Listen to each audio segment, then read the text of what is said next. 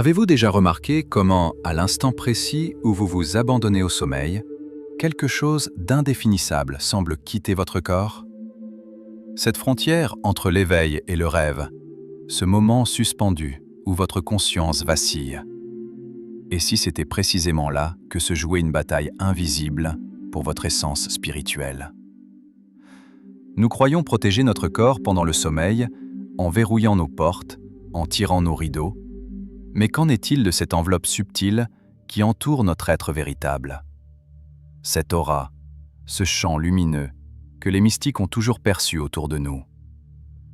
La vérité paradoxale est que nous sommes peut-être les plus vulnérables précisément quand nous nous croyons en sécurité. Dans l'obscurité de la nuit, lorsque notre conscience se retire, nous laissons notre essence spirituelle sans protection, comme une maison dont toutes les fenêtres seraient grandes ouvertes au vent et aux visiteurs nocturnes. Ce que nous considérons comme repos pourrait être, sur un plan plus subtil, le moment de notre plus grande exposition. Et si Jésus lui-même avait enseigné une technique précise pour sceller cette enveloppe lumineuse avant de s'abandonner au sommeil? Si cette connaissance, transmise à ses disciples les plus proches, avait été délibérément occultée à travers les siècles, ce n'est pas par hasard que les enseignements les plus profonds du Christ ont souvent été cachés à la vue de tous, préservés dans des paroles énigmatiques que seuls les initiés pouvaient véritablement comprendre. Ce soir, je vous invite à redécouvrir ce que le temps a voilé, une pratique sacrée qui pourrait transformer non seulement votre sommeil, mais l'intégralité de votre existence spirituelle. Dans les profondeurs des manuscrits gnostiques découverts à Nag Hammadi en 1945, se cache une sagesse que l'Église institutionnelle a tenté d'effacer de notre mémoire collective. Ces textes, enterrés pendant près de 2 millénaires dans le sable égyptien, contiennent des enseignements ésotériques que Jésus transmettait uniquement à ceux qu'il jugeait prêts à recevoir la connaissance véritable, la gnose. Parmi ces révélations se trouve une technique précise, mentionnée dans l'Évangile secret de Thomas et élaborée dans le livre secret de Jean, concernant la protection de notre corps de lumière pendant les heures vulnérables du sommeil. Cette méthode n'était pas destinée aux masses, mais aux pneumatiques, ceux qui comprenaient que le corps physique n'est qu'un vaisseau temporaire pour l'étincelle divine qui constitue notre véritable nature. Les archontes, ces forces que les gnostiques identifiaient comme les gardiens des sphères inférieures, cherchent particulièrement à s'infiltrer dans notre conscience pendant le sommeil. C'est pourquoi le Christ mystique enseignait à ses disciples comment créer un sceau inviolable autour de l'eau, leur aura, avant de s'abandonner à la nuit. Ce n'était pas une simple prière rituelle, mais une technique énergétique précise, un acte conscient de protection spirituelle. Cette connaissance, transmise oralement pendant des siècles, avant d'être consignée dans des textes que l'on croyait perdus à jamais, refait surface aujourd'hui.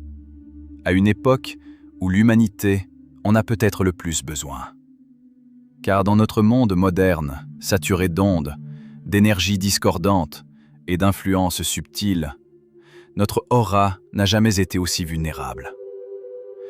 Si ces paroles résonnent en vous comme un écho lointain, comme le souvenir d'une sagesse que vous avez toujours connue sans pouvoir la nommer, alors vous faites partie de ceux qui sont prêts à recevoir cet enseignement ancien. Ce n'est pas le fruit du hasard si vous êtes ici, maintenant, à l'écoute de ces vérités.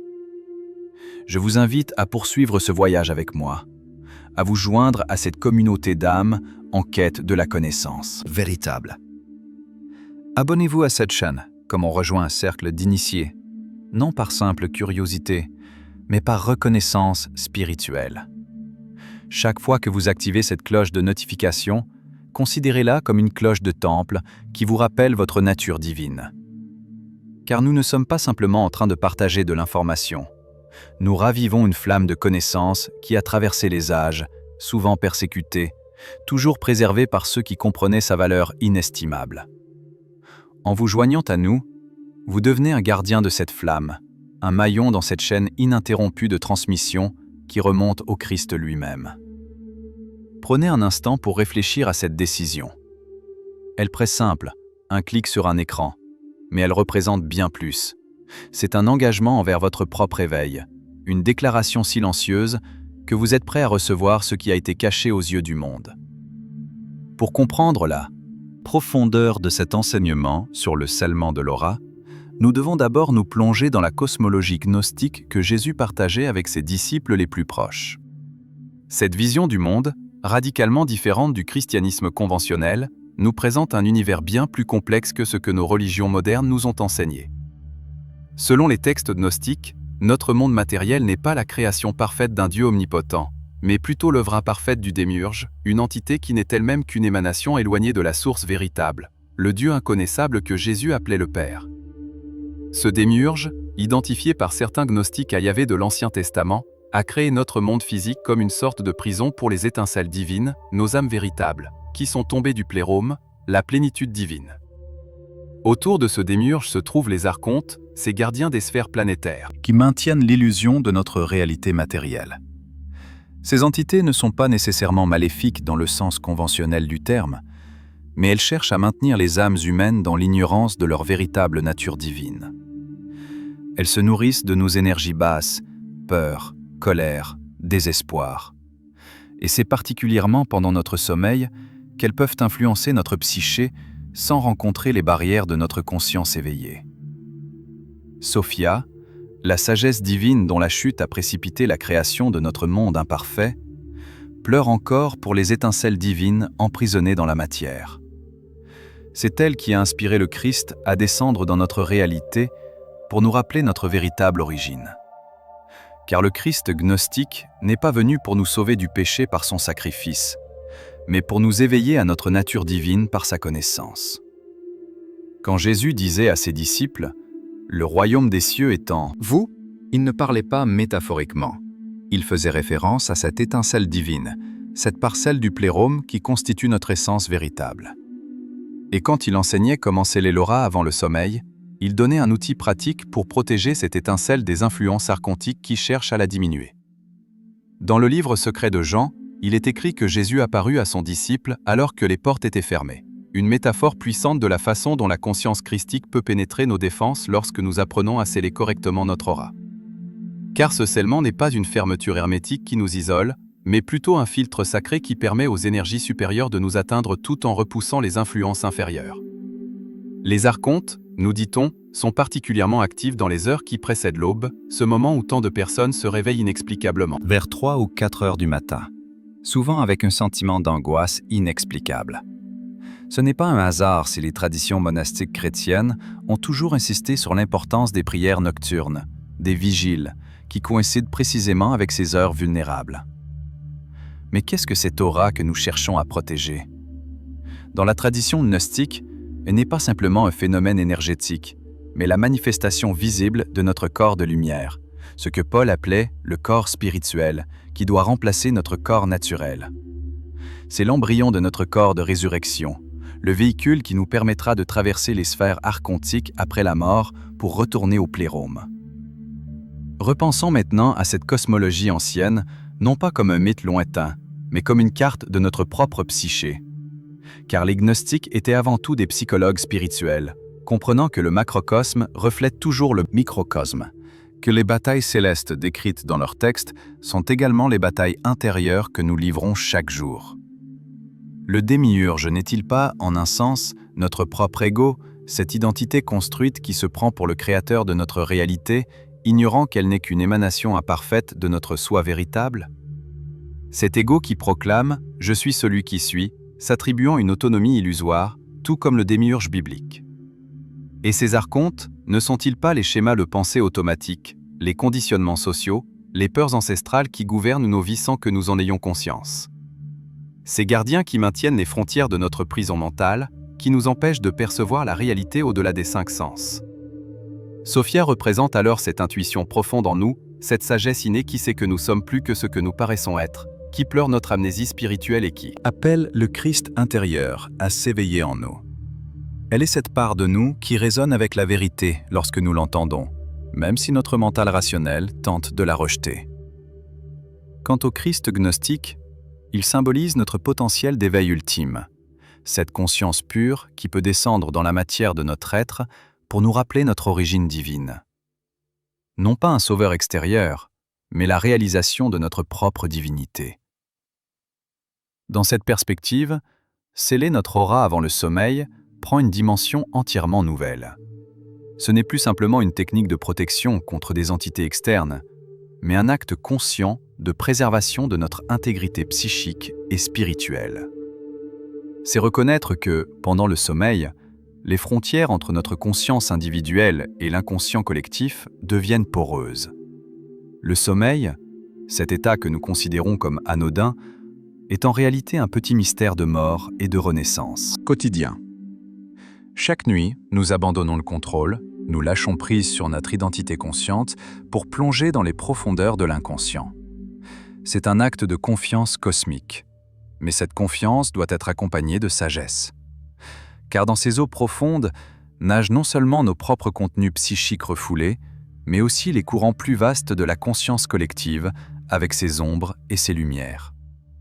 Sans protection adéquate, nous pouvons nous réveiller imprégnés d'énergies qui ne nous appartiennent pas, portant des fardeaux émotionnels qui ne sont pas les nôtres. La technique de scellement de l'aura enseignée par Jésus nous permet de nous abandonner au sommeil tout en maintenant l'intégrité de notre champ énergétique. Elle nous offre la possibilité de naviguer consciemment dans ces eaux profondes, de transformer le sommeil d'un état de vulnérabilité en un portail d'initiation spirituelle. Si ces paroles touchent quelque chose de profond en vous, si vous ressentez cette vérité résonner au-delà des mots eux-mêmes, je vous invite à manifester cette reconnaissance. Laissez une empreinte lumineuse sur cette vidéo en appuyant sur le bouton « J'aime », non pas comme un simple geste mécanique, mais comme un acte conscient de connexion avec cette sagesse ancienne qui refait surface. Chaque « J'aime » est comme une petite flamme allumée dans l'obscurité collective, un signal à d'autres chercheurs de vérité qui ne sont pas seuls dans leur quête. C'est une façon de dire « Oui, je reconnais cette vérité, elle trouve un écho en moi ». Dans la tradition gnostique, la reconnaissance, l'anagnorisis, était considérée comme le premier pas vers l'éveil véritable. Avant même de comprendre pleinement un enseignement, le simple fait de le reconnaître comme vrai témoigne que votre étincelle divine vibre en résonance avec lui. Votre geste simple contribue également à ce que cet enseignement atteigne d'autres âmes prêtes à l'entendre. Dans un monde où tant d'informations superficielles luttent pour notre attention, votre reconnaissance aide cette sagesse profonde à émerger des ombres où elle a été reléguée pendant trop longtemps. Prenez un instant pour sentir cette connexion, avec cette sagesse ancienne, avec tous ceux qui l'ont préservée à travers les siècles, et avec tous ceux qui la redécouvrent aujourd'hui. Dans ce simple geste d'appréciation, vous participez à un courant de transmission ininterrompu qui transcende le temps et l'espace. Comment cette technique ancestrale de scellement de l'aura s'applique-t-elle concrètement à notre vie quotidienne? Comment pouvons-nous intégrer cette sagesse ésotérique dans notre routine nocturne, dans ce monde moderne si éloigné des déserts où Jésus enseignait ses disciples? Pensez à votre propre expérience du sommeil. N'avez-vous jamais ressenti cette vulnérabilité particulière au moment de vous abandonner à l'inconscience? Cette hésitation subtile, ce moment de résistance avant de lâcher prise. Votre corps sait ce que votre mental a oublié. Que s'abandonner au sommeil sans protection, c'est comme laisser votre maison grande ouverte dans un quartier inconnu. Combien de fois vous êtes-vous réveillé avec une fatigue inexplicable, comme si vous aviez mené une bataille toute la nuit, ou avec des émotions qui ne semblaient pas vous appartenir, une angoisse sans cause, une tristesse sans objet, une irritation sans source identifiable? Ces états ne sont pas toujours le résultat de votre propre psyché, mais parfois les traces d'influences qui ont pénétré votre champ énergétique pendant votre sommeil. Dans notre monde hyper connecté, nos auras sont constamment bombardées d'informations, d'émotions et d'énergie. Pensez aux ondes électromagnétiques qui traversent votre corps à chaque instant, aux notifications incessantes fragmentant votre attention, aux nouvelles anxiogènes qui programment votre système nerveux pour la peur et la vigilance. Tout cela affecte votre champ énergétique, créant des fissures et des déchirures dans votre aura. Et c'est précisément dans cet état fragilisé que vous vous abandonnez au sommeil, sans avoir pris le temps de restaurer l'intégrité de votre enveloppe subtile. Est-il étonnant alors que tant d'entre nous se réveillent sans se sentir véritablement reposés, même après une nuit complète. La technique que Jésus enseignait à ses disciples intimes n'était pas une simple prière ou un rituel vide. C'était, et reste, une méthode précise pour réparer, renforcer et sceller consciemment votre champ énergétique avant de vous abandonner au sommeil. Une pratique qui transforme le sommeil d'un état de vulnérabilité en une opportunité de régénération profonde et de communion avec les aspects supérieurs de votre être. Imaginez un instant que vous puissiez vous endormir entouré d'une sphère de lumière impénétrable aux énergies discordantes, une bulle sacrée où seules les influences les plus élevées peuvent vous atteindre. Imaginez vous réveiller chaque matin avec la sensation d'avoir été baigné dans une lumière régénératrice, plutôt que d'avoir erré sans protection dans les zones grises de l'inconscient collectif. Cette pratique n'est pas réservée aux mystiques ou aux initiés. Elle est accessible à quiconque est prêt à consacrer quelques minutes avant le sommeil à cet acte sacré d'autoprotection. Mais elle exige une présence et une intention qui vont à l'encontre de nos habitudes modernes. Consulter nos téléphones jusqu'au dernier moment, s'endormir devant la télévision, ou sombrer dans l'inconscience sous l'effet de substances qui promettent un repos artificiel. Avez-vous remarqué comment les personnes âgées, particulièrement celles qui ont maintenu une pratique spirituelle tout au long de leur vie, semblent souvent entourées d'une aura de sérénité? Ce n'est pas simplement le résultat des années, mais d'une pratique quotidienne, souvent inconsciente, de protection et de purification de leur champ énergétique. Ils ont appris, par expérience, l'importance de cette hygiène subtile que notre culture matérialiste a largement oubliée. Les enfants aussi, avant que leur perception naturelle ne soit émoussée par le conditionnement social, sont souvent conscients de leur aura et de celle des autres. Combien d'enfants demandent instinctivement une prière ou un rituel avant de s'endormir? Ce n'est pas seulement pour apaiser des peurs imaginaires, mais parce qu'ils perçoivent encore intuitivement la nécessité de cette protection. Qu'avons-nous perdu en abandonnant ces pratiques ancestrales? Et plus important encore, que pourrions-nous regagner en les réintégrant dans notre vie quotidienne? Rassemblons maintenant les fils de notre Trobyagun Exploration.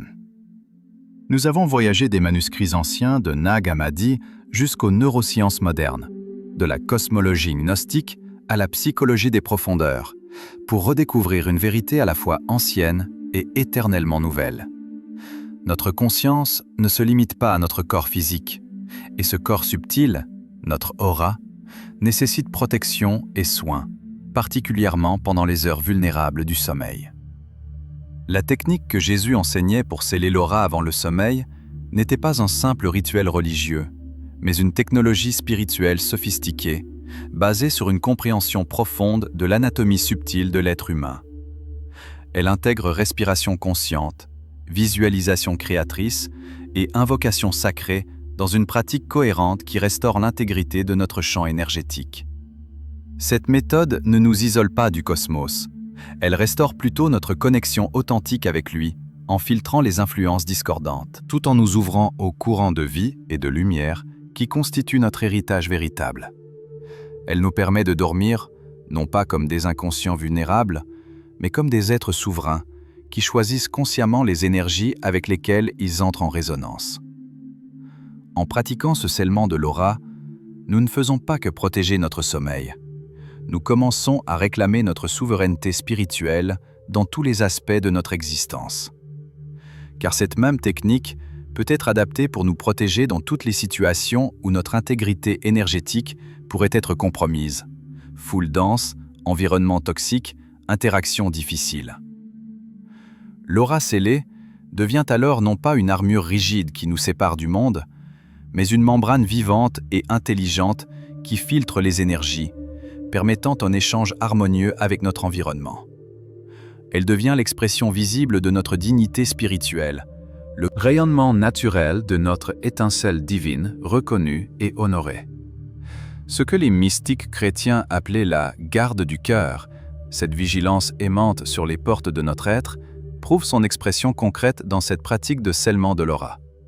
Et ce faisant, nous honorons l'enseignement central du Christ, que nous sommes lumière, et que cette lumière ne doit pas être cachée sous le boisseau, ni laissée sans protection au vent contraire. Dans un monde qui semble souvent hostile à l'éveil spirituel authentique, cette pratique simple mais profonde devient un acte quotidien de résistance pacifique. Une affirmation que notre être véritable transcende les limitations de la matrice sociale et énergétique qui cherche à contenir notre expansion. Peut-être est-ce pour cela que cet enseignement particulier a été si soigneusement préservé par les traditions ésotériques chrétiennes, transmis de maître à disciple comme un trésor précieux. Car il ne s'agit pas simplement d'une technique de bien-être ou de protection personnelle. C'est une clé pour notre libération collective, un outil pour maintenir notre connexion avec notre source divine, même au cœur des ténèbres apparentes. Nous avons commencé notre exploration par un paradoxe, l'idée que nous sommes peut-être les plus vulnérables, précisément quand nous nous croyons en sécurité. Mais ce paradoxe se résout maintenant dans une compréhension plus profonde. La véritable sécurité ne vient pas de murs extérieurs ou de protection physique, mais de la reconnaissance et de l'affirmation consciente de notre nature lumineuse. Le sommeil, que nous considérions comme un simple état d'inconscience, se révèle être une opportunité quotidienne d'initiation spirituelle, un portail vers des dimensions de notre être que notre conscience éveillée ordinaire peut à peine concevoir.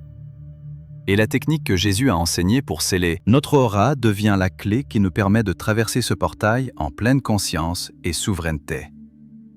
Ce n'est pas le sommeil lui-même qui nous rend vulnérables, mais notre manière inconsciente de nous y abandonner.